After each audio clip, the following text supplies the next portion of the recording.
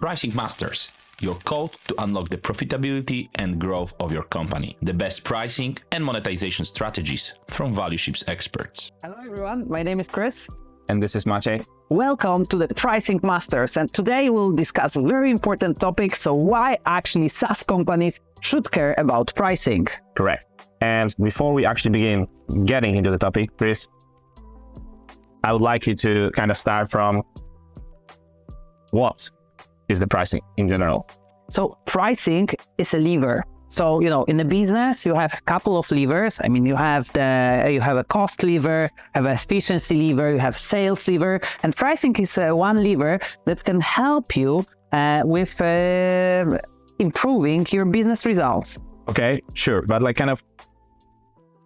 wouldn't you start from more conceptual approach of how the pricing communicate with value? I remember you had this kind of metaphor of wall. I remember, and I think this is a good beginning of how we can obviously the business results are one thing, but the second thing is how does that actually work with? So conceptually, what is pricing? I fully get. So for me, pricing, the word comes from price actually. We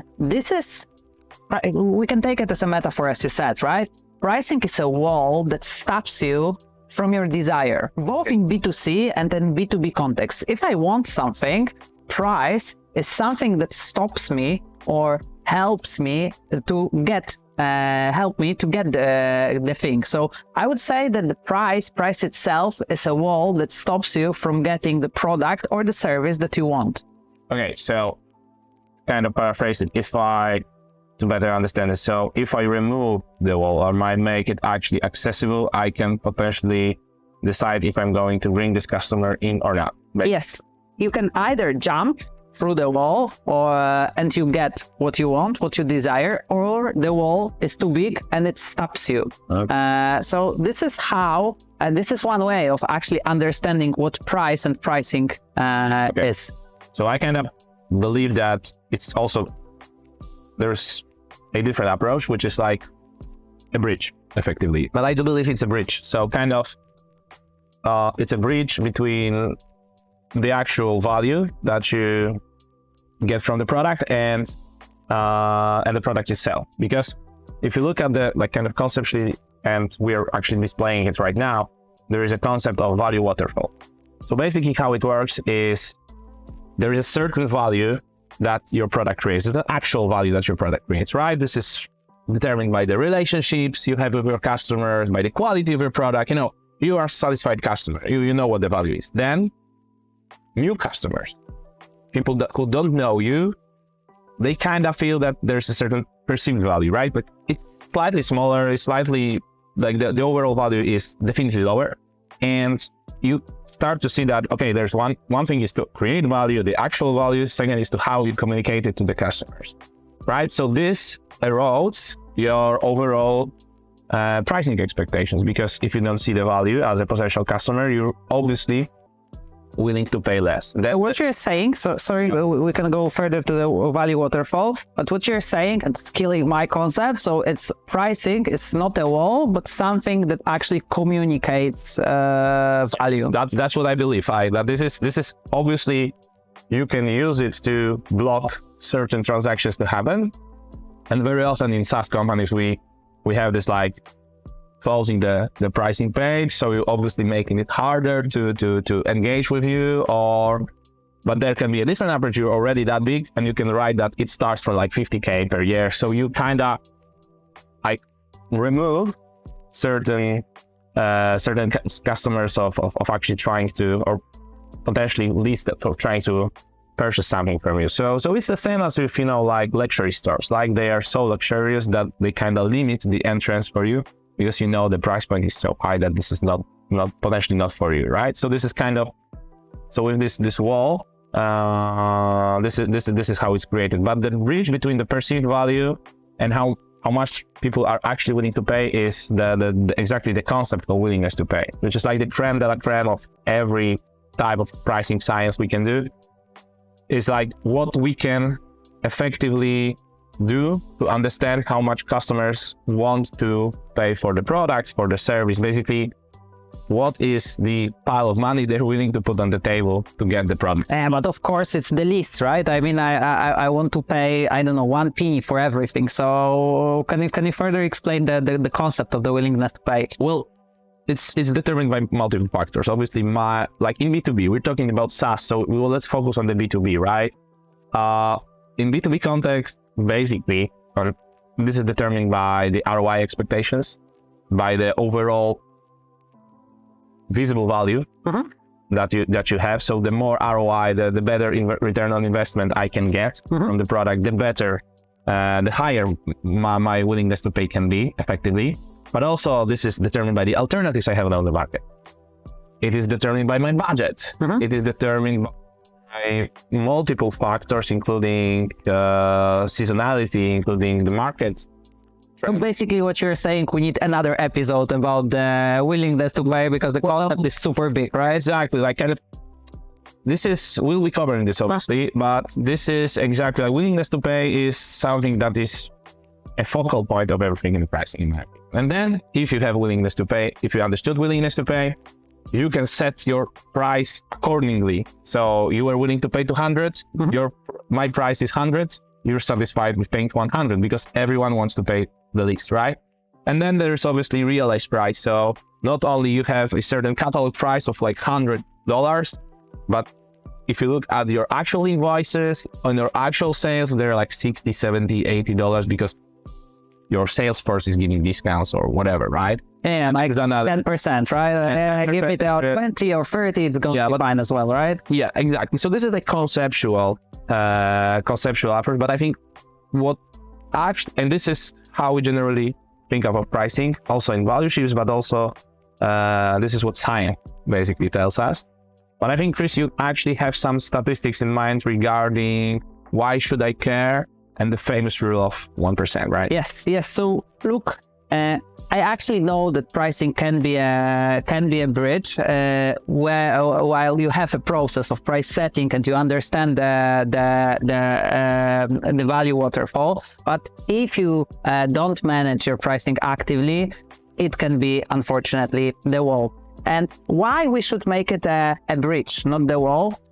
Because it pays off. Course, right? So if you take into consideration the levers that I've just mentioned, so you have cost, you have sales, you have pricing, and basically you can divide cost into the fixed cost and variable cost.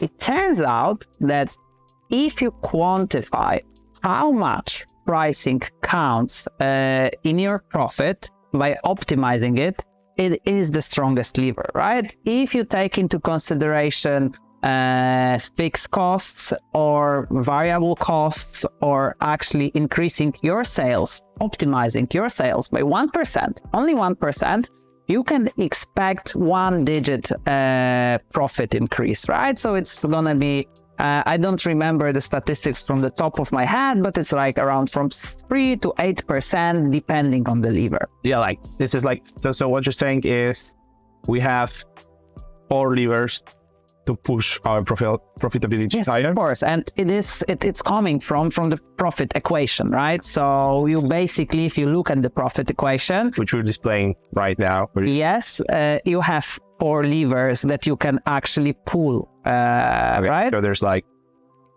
volume multiplied by price, of course, revenue. So those are 2 levers. Minus costs, which can be divided into variable and fixed costs, right? Exactly. And then if you see, and if you look on from the perspective of different studies or even our experience, you can actually realize that optimizing pricing can be extremely strong, taking into consideration your profits. And according to the research, optimizing it by 1% can actually give you from 11 to 14% of ROI in profit that you can expect. So, asking this question, why actually I should care as a business about pricing, is the simple answer. It would be it pays off, right? Okay, so is this the easiest lever effectively? Not sure if the easiest, but definitely the strongest, because of course, increasing sales volume, making your cost a bit more efficient. I mean, you can debate if it's easier or harder. I mean, it's a bit of opinion, etc. But then ROI can be actually something that is objective. Okay. And it is the strongest from what I know at least. So I was even the founding father of the pricing practice effectively as a science, and he mentioned that there's no return so quick and so easy as a return on pricing. And if you look at that from the, again, like marketing, this marketing mix, like 4 P's of marketing. We have a product, placement, promotion, and price. If you look at the product, it's costly to make a product. It's costly to make a promotion. Like, just have you seen the Google ads, right? Yeah, of course. The gas spikes and everything. Placement, obviously, have you seen the gas prices, right? It takes a toll to like promote the product, to actually market it properly.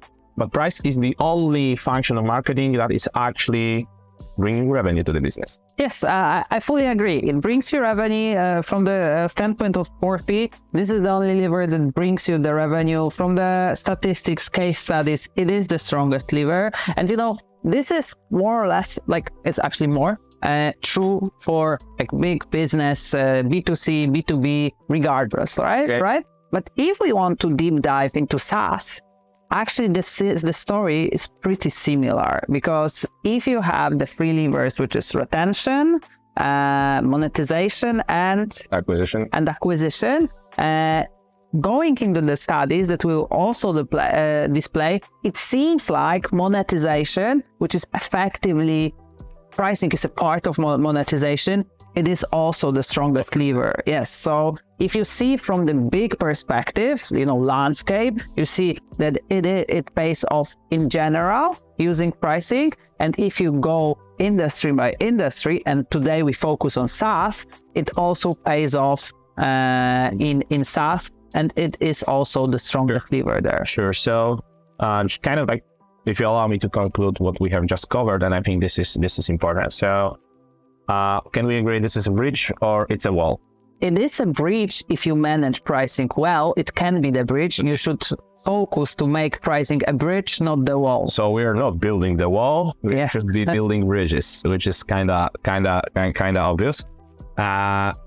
So this is like kind of the first thing. Pricing is the communicator of value, and there is a certain erosion of the value as you go within the process, right? This is the kind of the first thing. Secondly, Correct. Check. Awesome. The second thing is, this is the only function of marketing that actually brings you revenue, while everything else is a cost. Check. Okay. Okay, cool. Then it provides you with the strongest impact on the profitability. It's like, depending on the research, from 8 to 12% easily. I have seen by optimizing it by 1%. By 1%. Like, I have seen the results of like SaaS companies increasing their MRR by like 30-50% with pricing. But 10% is kind of, this is something you can promise, right? Like, something you can promise. Okay, so 10% is a safe bet, and we actually, I think we kind of agree on that. So check. And okay, so once, like, kind of while we have covered why it's important and everything, so could you tell me, why do you think is so under-leveraged in the companies? Because it's hard.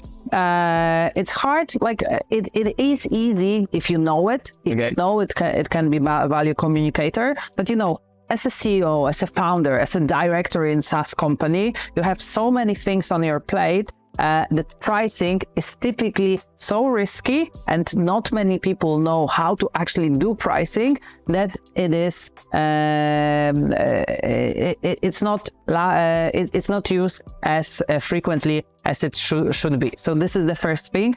if you don't know the basic, if you don't know it can help you, you will not cover it. So this is the first thing. The second thing, it requires the combination of analytic skills, of statistics skills, and also a bit of a creativity, thinking outside of the box. And there is not much time in the companies to actually combine all these capabilities, gather all the people who have these capabilities in one room and actually to work on it. The third thing, and I think the most important, is that people just are afraid of pricing because they also always have this bias. Oh no, if I increase my prices, I will have, churn of, I don't know, 10,000%. Never happened. It never happened, or like 50%. Yeah, 10,000 never happens, right? But I know 20, 30%. My competition, they will lower the prices, and then my business is gone. Everything that I have built, it's over. So because I've changed the price. Would you say this is fear that is kind of blocking the company? So yes, it is capabilities, it is fear, and it's still low coverage in media, in business, in press, in casts, etc. We have a couple of people who are actually talking about pricing, but still, if you compare this lever to all the other levers, and this is my bet, this is my guess, but I would say that it takes less than 1% of the media buzz in the business. I actually did the research that is, and I haven't have it in my PhD, that the volume of publications around the pricing is substantially lower than like scientific blogs, so both like content B2B, like blogs and everything. Publications done by, McKinsey's of the world, Bain's, BCG's, so all MBB consulting companies, and like HBR, so all the like educational facilities, and also in actual peer-reviewed journals, it is substantially lower than, articles about product, acquisition, sales, marketing, as a promotional activities in general. So I would say there is a certain asymmetry between how covered it is versus how valuable it is, I would say. For sure. It's a hidden gem, effectively, right there. I can agree, and you built the whole story, actually, right? I mean, you do not have it in academia, in university, then you don't have it in business, right? So, I mean, there is a reason behind why pricing is not... Sure. So you kind of, you need to have a certain, as you said, you need to have a certain set of skills to actually be a good pricing, so to say, expert. Yeah, manager or whatever. Like pricing person. Okay, so you kind of need to be in SaaS business, you need to be good in product, obviously. Mm-hmm. You need to know a thing or two about marketing, finance, how does that impact your P&L and everything. Statistics, how to calculate stuff. It would be good to know a thing or two about marketing research, right? Economics, how the economics work and how these things shape our pricing policy. And last but not least, the kind of the strategy as well, a little bit. You need to be a good strategizer to kind of... At first, you need to have a strategy. This is probably hard at companies with its heart. And secondly, it's kind of a little bit of the fear factor that is happening. For sure. And when I like working with pricing, I see actually that there are many common problems on the market. Of course, like there are multiple things that stops you from pricing, but then if you come to pricing and you try to actually unpackage what is going on in the pricing area in SaaS industry, I would say we can come up with 3 or 4 the biggest mistakes or biggest problems that we could actually talk about today. So for you, what would it be? What would be like the biggest 1 or 2 or 3 things or problems that SaaS companies have with pricing? Regarding the overall the main challenges that they have. Yes, exactly. So we know why they do not invest in pricing. So if they invest, what problems do they have? Sure. and we want to pick like 2 or 3 or 5 or 6. Actually, we could sit here most likely for like the next 10 hours if we pick more than 3. The camera guy, can we make it 10 hours? Yeah. Okay, cool. So I would say it's okay. I pick one, you pick one. Okay. Okay. So I would say grandfathering of the customers. What is grandfathering? So basically, All people are taking all people like through the crossroad. That's very basically grandfathering is when your product grows and you start selling it for a certain price, like $99. Let's make it an average SaaS price of the world, $49. And you're selling it. Great. You're kind of getting a scale, like there you have more customers, the churn is on moderate levels of like 5%, everything's going good, but you see and the product evolves.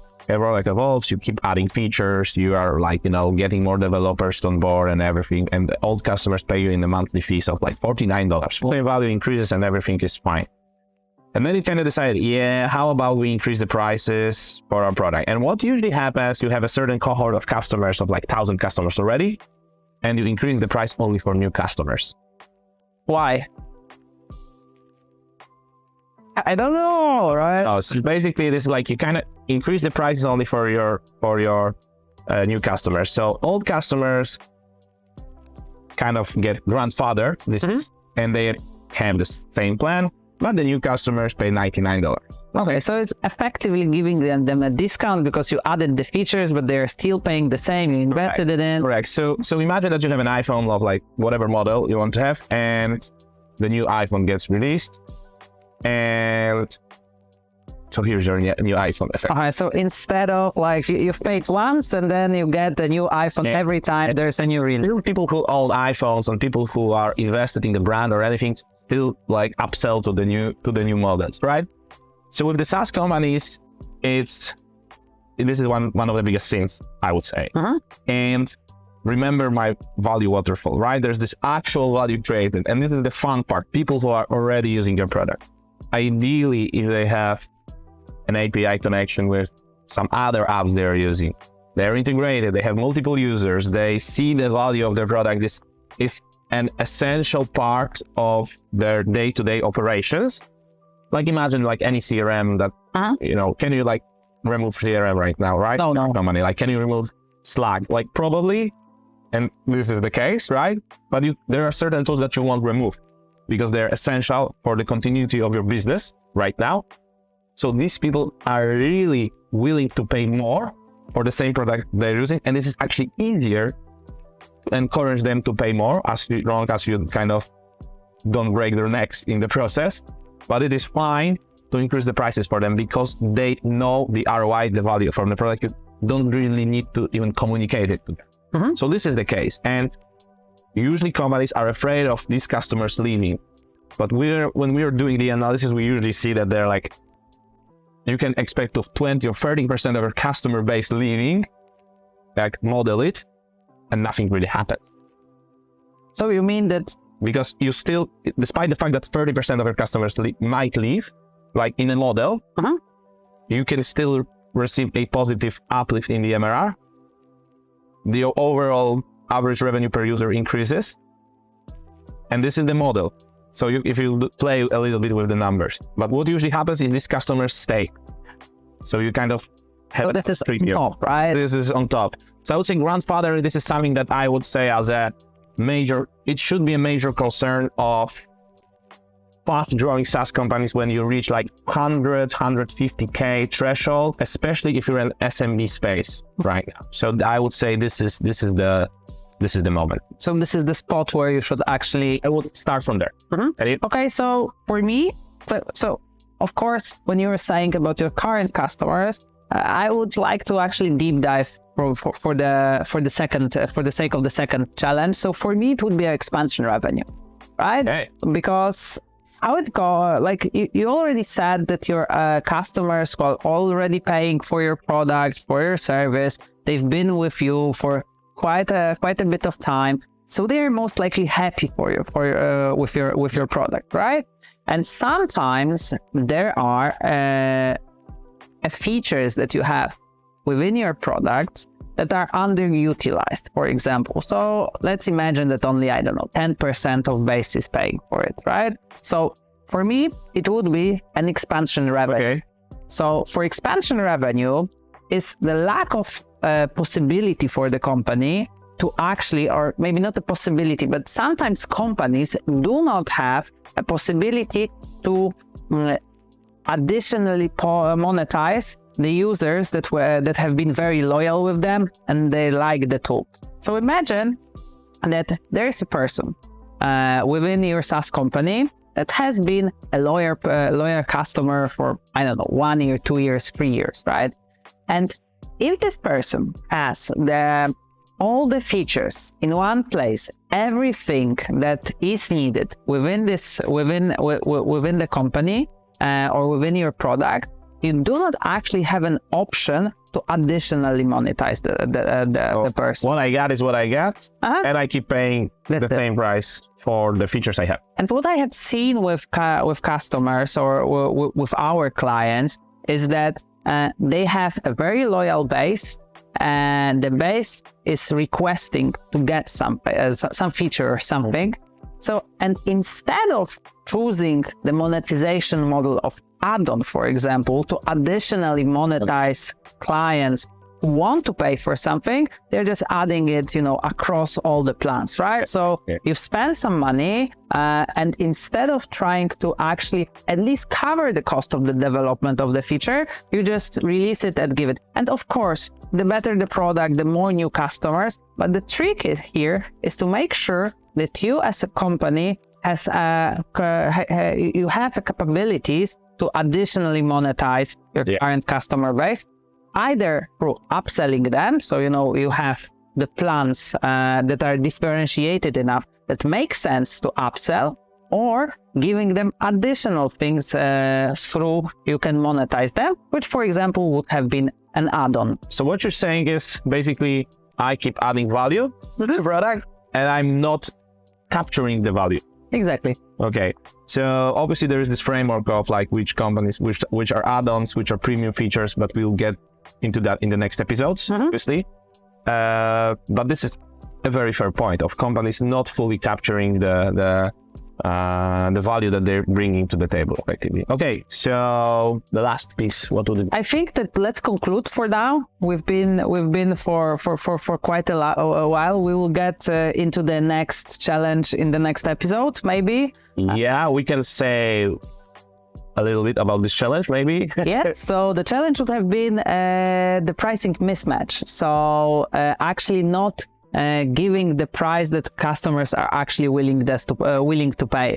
Okay, so basically coming back to what we have started is your price is not aligned either up or down with what people can put into your are actually willing into the account. Willing to pay, and we'll cover this in the next episode.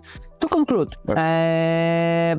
if your pricing matters, and you as a founder, you as a person in business, you should care regardless if you're a SaaS or not. If you're a SaaS, you should care even more, because currently we see that companies are struggling with grandfathering, struggling with expansion revenue, struggling with pricing mismatch. So if you want to start tomorrow, start with these 3 things, and remember, it's worth investing because pricing, it is the strongest lever in the profitability equation.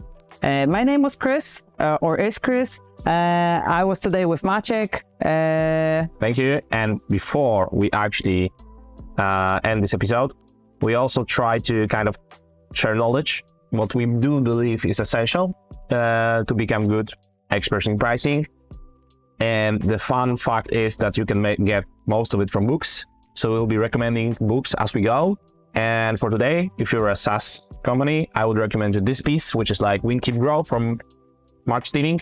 It's a very good, as you can see, short piece about basic concepts of SaaS pricing, how to create a better packaging, how to align the pricing with willingness to pay. Very short piece, very good introduction if you have never done anything in pricing. And this is something that we definitely recommend as a starting point. Thank you. for being with us today, and see you on the next episode, in which we're going to cover how to run a full-fledged diagnostics of your pricing revenue engine based on your internal data. Bye.